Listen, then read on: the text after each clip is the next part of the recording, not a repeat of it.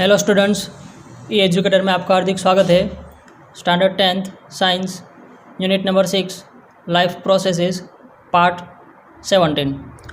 तो स्टूडेंट्स, आज हम बात करने वाले हैं स्ट्रक्चर ऑफ नेफ्रॉन के बारे में, यानी कि जो स्ट्रक्चर ऑफ नेफ्रॉन है उसका मतलब क्या होता है, कहाँ पे होता है, उसका फंक्शन क्या है, इन सब चीज़ों के बारे में हमें आज डिस्कस करना है। और एक और बात, ये जो स्ट्रक्चर ऑफ नेफ्रॉन है वो एक्सक्रीटरी सिस्टम का एक बहुत ही इंपॉर्टेंट पार्ट है, क्योंकि जो भी प्रोसेस एक्सक्रीटरी सिस्टम के अंदर जो भी यूरिन फॉर्मेशन है, जितने भी प्रोसेस वो सब प्रोसेस स्ट्रक्चर ऑफ नेफ्रॉन यानी कि नेफ्रॉन के अंदर होता है।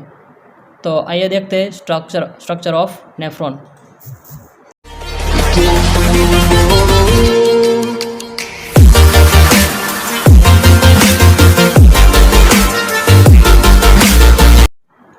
तो स्टूडेंट्स, फर्स्ट ऑफ ऑल हम बात करने जा रहे हैं नेफ्रॉन के बारे में, यानी कि नेफ्रॉन है क्या है, उसका मतलब क्या होता है। The excretory unit of human excretory system present in kidney is called as nephron, यानी कि जो एक्सक्रीटरी यूनिट यानी कि जो हमारी किडनी है। तो आगे हमने एक्सक्रीटरी सिस्टम के अंदर जो उसका ऑर्गन, जितने भी ऑर्गन्स है उसमें किडनी के बारे में डिस्कस किया था। तो किडनी का ही एक एक्सक्रीटरी यूनिट यानी कि किडनी का एक पार्ट जो कि एक्सक्रीटरी सिस्टम के अंदर इन्वॉल्व है, उसको बोलते हैं nephron.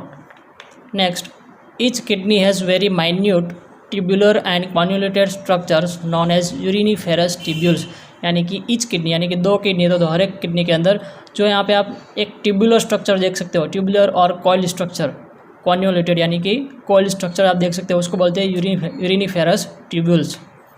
Each kidney contains 10 lakh of nephrons, यानी कि एक किडनी है तो उसके अंदर 10 लाख नेफ्रॉन्स का स्ट्रक्चर होता है। तो दोनों को मिला के दोनों किडनी के अंदर 20 लाख जैसे नेफ्रॉन्स है वो प्रेजेंट रहते हैं। और ये जो इतना जो छोटा सा स्ट्रक्चर आप देख सकते हो वो माइक्रोस्कोपिक होता है, और जो भी प्रोसेस है वो सब प्रोसेस इसके अंदर होती है। नेक्स्ट, कंपोनेंट्स ऑफ नेफ्रॉन, यानी कि यहाँ पे आप नेफ्रॉन का स्ट्रक्चर देख सकते हो, इसके अंदर कौन कौन से कंपोनेंट्स इन्वॉल्व है वो आप यहाँ पे हमें डिस्कस करना है।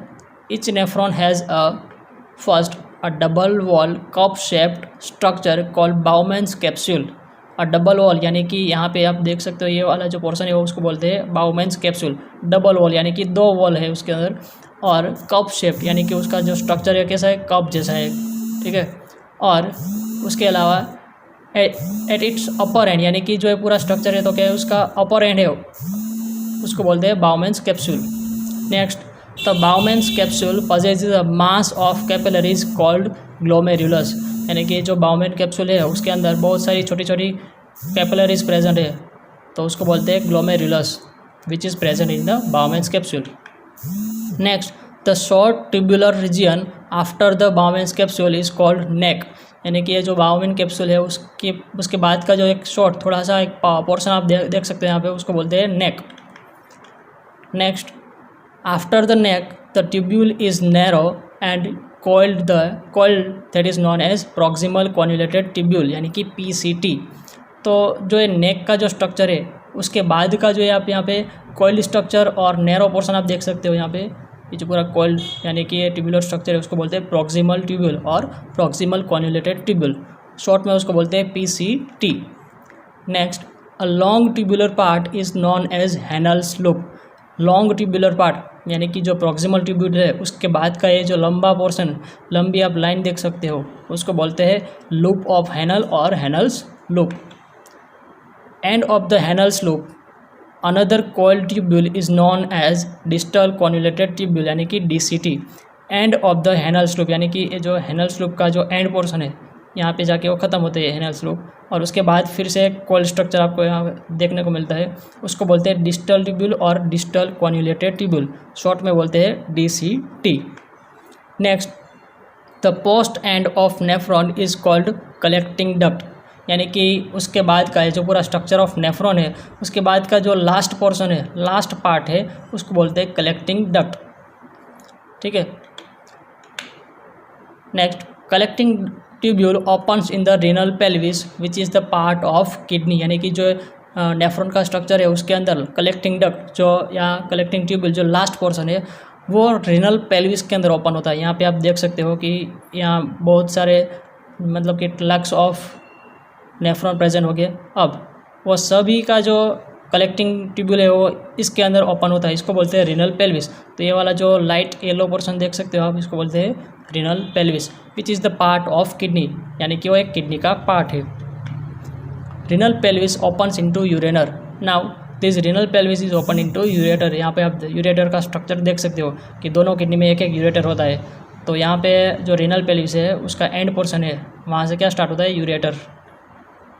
Now very important point, process of urine formation, यानी कि हमने पहले एक्सक्रीटरी सिस्टम जिसके अंदर जितने भी ऑर्गन्स इंक्लूड है वो सब देखा। उसके बाद स्ट्रक्चर ऑफ नेफ्रॉन, यानी कि नेफ्रॉन का स्ट्रक्चर का कैसा होता है, उसके अंदर कौन कौन से कंपोनेंट्स इन्वॉल्व है, वो सब डिस्कस करने के बाद अब मेन जो पार्ट है प्रोसेस ऑफ यूरिन फॉर्मेशन, यानी कि यूरिन यानी कि जो भी वेस्ट मटेरियल है हमारी बॉडी में उसको बाहर निकालने के लिए एक जो सिस्टम है उसके अंदर ये यूरिन कैसे फॉर्म होता है उसके बारे में डिस्कस करना है। First of all, the waste material along with blood is brought to kidney by renal arteries, यानी कि जो भी वेस्ट मटेरियल है वो ब्लड के साथ साथ किडनी के अंदर आता है, और कौन लाता है, रीनल आर्टरीज। तो यहाँ पे आप देख सकते हो renal arteries.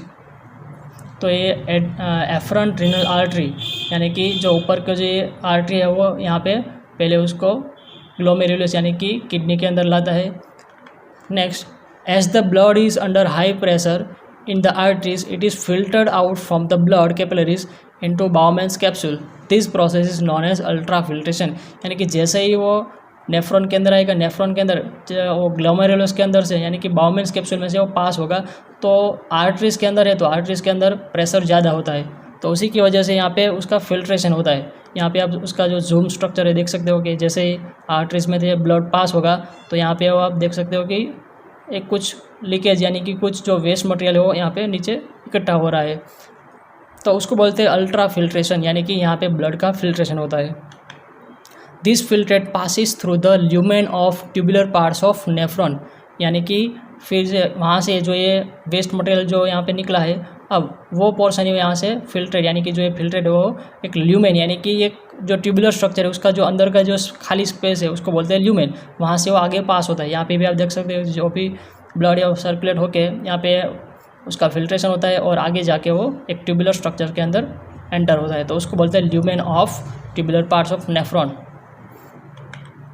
Next, during this useful substances like water, amino acids, minerals, ions etcetera are reabsorb by blood capillaries surrounding the nephron, यानी कि जैसे ही अल्ट्रा फिल्ट्रेशन के बाद वो आगे का जो ट्यूबुलर स्ट्रक्चर है उसके अंदर पास होगा, तो यहाँ पे जो इम्पोर्टेंट यानी कि वाटर है, एमिनो एसिड है और मिनरल्स आयन, यानी कि यहाँ पे देख सकते हो water, salt, amino acid and glucose, वो सब इसकी जो अंदर की वॉल है वहाँ से वो रीएब्जॉर्ब होता है, यानी कि फिर से वो एब्जॉर्ब हो जाएगा और बाकी का जो वेस्ट मटेरियल है वही आगे यहाँ पे पास होता रहेगा। यहाँ पे भी आप देख सकते हो कि बहुत सारे जो एमिनो एसिड्स का जो मॉलिक्यूल्स है, वाटर का मॉलिक्यूल्स है, वो सब यहाँ से पास होते होते वो एब्जॉर्ब होता जा रहे हैं और लास्ट में है वो सिर्फ यूरिन पास होगा, यानी कि जो वेस्ट मटेरियल है वो। The remaining fluid contains excretory substances called as urine, यानी कि जब कलेक्टिंग डक्ट के अंदर यानी कि कलेक्टिंग ट्यूबुलर के अंदर जब वो आएगा तो उसके अंदर सिर्फ वेस्ट मटेरियल यानी कि जो भी फ्लूइड रहेगा उसके अंदर सिर्फ एक्सक्रीटरी सब्सटेंस हो गया जिसको बोलते हैं urine. From the ureter urine passes into urinary bladder where it is stored, यानी कि जैसे ही किडनी के अंदर यूरिन फॉर्मेशन होता है उसके बाद वो यूरिन को यूरेटर के थ्रू यूरिनरी ब्लैडर के अंदर लाता है। यहाँ पे आप देख सकते हो कि जो ये किडनी है अब उसके अंदर से यूरेटर की मदद से वो यूरिनरी ब्लैडर के अंदर पूरा यूरिन है वो आता है, तो यूरिनरी ब्लैडर है वो स्टोरेज ऑफ यूरिन है। When the bladder is filled with the urine, it contracts and urine passes out the body, यानी कि जो यूरिनरी ब्लैडर है वो पहले यूरिन से भरेगा, उसके बाद जैसे ही वहाँ पे प्रेशर जनरेट होगा तो वो वहाँ से यूरिनरी ओपनिंग से बाहर निकलेगा। तो ये जो पूरा स्ट्रक्चर था वो प्रोसेस ऑफ यूरिन फॉर्मेशन था, यानी कि किडनी के अंदर कैसे यूरिन फॉर्म होता है, उसके बाद यूरेटर है वो यूरिनरी ब्लैडर के अंदर लाता है, उसके बाद वो बॉडी से बाहर निकलता है। यहाँ पे जो आप देख सकते हैं कि ये पूरा स्ट्रक्चर यानी कि नेफ्रॉन में से कैसे ब्लड सर्कुलेट होता है और यूरिन कैसे फॉर्म होता है। सब फर्स्ट ऑफ ऑल यहाँ जो रीनल आर्टरीज है वो ब्लड को यहाँ पे लाती है, उसके बाद यहाँ पे अल्ट्रा फिल्ट्रेशन होगा, उसके बाद वो पीसीटी यानी कि प्रॉक्सिमल ट्यूब्यूल के अंदर आएगा, उसके बाद वो हेनल स्लूप के अंदर आएगा, नेक्स्ट उसके बाद यहाँ पे जो डिस्टल यानी कि डिस्टल ट्यूब्यूल है उसके अंदर आएगा और नेक्स्ट लास्ट में वो कलेक्टिंग डक्ट के अंदर आएगा। यहाँ पे भी आप देख सकते हो उसका जो फ्लो है, प्रॉक्सिमल ट्यूब्यूल, उसके बाद लेहनल स्लोप, उसके बाद डिस्टल ट्यूब्यूल और कलेक्टिंग डक्ट। और ये जो कलेक्टिंग डक्ट है वो रीनल पेल्विस के अंदर ओपन होगा। यहाँ आप देख सकते हो कि जो ये रीनल आर्टरी जो अनफिल्टर्ड ब्लड को किडनी के अंदर लाएगा, फिर किडनी के अंदर उसका नेफ्रॉन के अंदर जो पूरा फिल्ट्रेशन होता है, उसके बाद जो फिल्टर्ड ब्लड है वो रीनल वेन उसको वापस हार्ट के अंदर ले जाती है और दूसरे ऑर्गन्स के अंदर ले जाती है, और जो भी यूरिन फॉर्म होता है वो यहाँ से बाहर निकलता है। नेक्स्ट बात करते हैं यूरिन प्रोडक्शन पर डे, यानी कि एक दिन में कितना यूरिन है वो प्रोड्यूस हो सकता है। So there are some possibilities of urine production per day. First of all उसमें है normal production, second is excessive production, third less production and fourth no production. यानी कि यहाँ पे 4 अलग अलग पॉसिबिलिटीज़ दिखाई गई है जो कि एक दिन में यूरिन प्रोडक्शन के लिए रिस्पॉन्सिबल है। सो फर्स्ट ऑफ ऑल हम बात करते हैं नॉर्मल प्रोडक्शन के अंदर, यानी कि हमारा जो यूरिन है वो एक दिन में कितना प्रोड्यूस होना चाहिए, यानी कि जो एक हेल्दी पर्सन है तो उसके बॉडी में से नॉर्मली कितना यूरिन एक दिन में प्रोड्यूस होता है। A normal urine production in a healthy person is range about 2 to 3 litre in 24 hours, यानी कि एक दिन के अंदर 2 से 3 लीटर तक यूरिन प्रोडक्शन होता है तो नॉर्मल यानी कि हेल्दी पर्सन है। With a normal food intake of about 2 litres per day, यानी कि हम नॉर्मली 2 या 3 लीटर पानी हर रोज़ पीते हैं तो उसके हिसाब से 2 या 3 लीटर ही नॉर्मल प्रोडक्शन है यूरिन का होना चाहिए। A healthy person may urinate anywhere from 4 to 10 times in a day. अब इसकी भी रेंज है वो कोई फिक्स नहीं है, लेकिन नॉर्मल एक रेंज दी है कि यूरिनेशन की जो एक प्रोसेस है उसके अंदर 4 से लेकर 10 बार तक आप एक दिन के अंदर यूरिनेट करते हो तो नॉर्मल कहा जाता है। नेक्स्ट है एक्सेसिव प्रोडक्शन। एक्सेसिव यानी कि बहुत ज़्यादा प्रोडक्शन, अगर यूरिनेशन है बहुत ज़्यादा होता है तो उसके लिए भी एक डिजीज़ रिस्पॉन्सिबल है। So excessive urination about 12 to 15 litre per day, यानी कि एक दिन के अंदर 12 से 15 लीटर तक अगर यूरिन बाहर निकलता है तो उसको बोलते हैं पॉलीयूरिया, यानी कि एक डिजीज़ का नाम है। ठीक है, so excessive urination about 12 to 15 litre per day is called polyuria, ये आपको याद रखना है। सो कॉजेज ऑफ पॉलीयूरिया, यानी कि ये जो पॉलीयूरिया क्यों होता है, कैसे होता है, तो उसके जितने भी कारण है वो यहाँ पे दिखाए हैं। टाइप 1 एंड टाइप 2 डायबिटीज़, ये उसी का कारण है कि टाइप 1 टाइप 2 डायबिटीज़, कोई भी डायबिटीज़ हो आपको तो अभी हो सकता है डायबिटीज़ इंसिपिडस, वो भी एक डायबिटीज़ का टाइप से।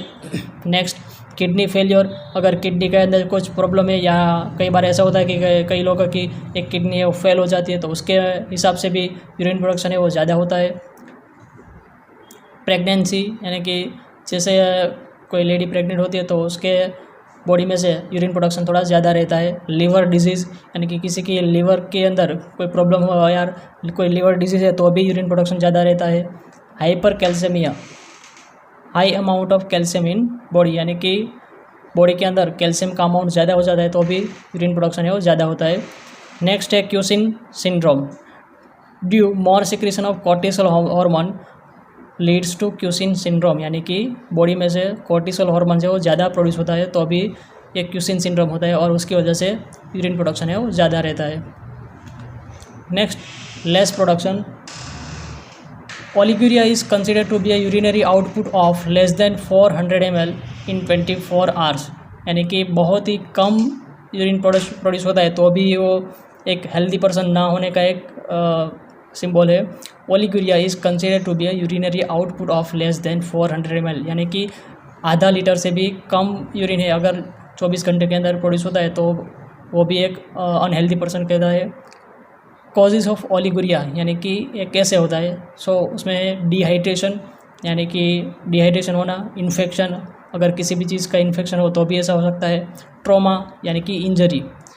ऑब्स्ट्रक्शंस लाइक स्टोन, यानी कि किडनी के अंदर स्टोन प्रेजेंट है तो भी ऐसा हो सकता है। मेडिकेशंस, यानी कि ट्रीटमेंट लाइक हाई बीपी, यानी कि अगर कोई पर्सन को हाई ब्लड प्रेशर रहता है तो उसकी वजह से बहुत ज़्यादा टेबलेट है वो इनटेक करता है तो ये मेडिकेशन की वजह से भी यूरिन है बहुत कम प्रोड्यूस होने लगता है।